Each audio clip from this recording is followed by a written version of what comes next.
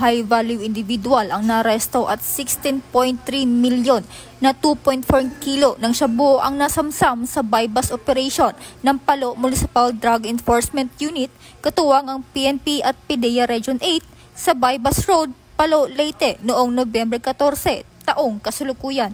Na-recover din ang digital weighing skills, empty sachet, cellphones, personal na gamit at pera. Isinagawa ang on-site inventory sa presensya ng barangay at media habang mga sospek ay dinala sa Palo MPS at ang ebidensya ay inaaral ng RFPO 8. Inihanda na ang kasong paglabag sa Section 5 at 11 ng RA 9165. Ayon kay PNP Acting Chief Police Lieutenant General Jose Melancio Sr. Tatis Jr., patunay ang operasyon na mas pinaigting na kampanya kontra ilegal na droga. Dagdag ni PNP spokesperson Police Brigadier General Randolph T. Tuanyo, mahalaga ang patuloy na suporta ng publiko.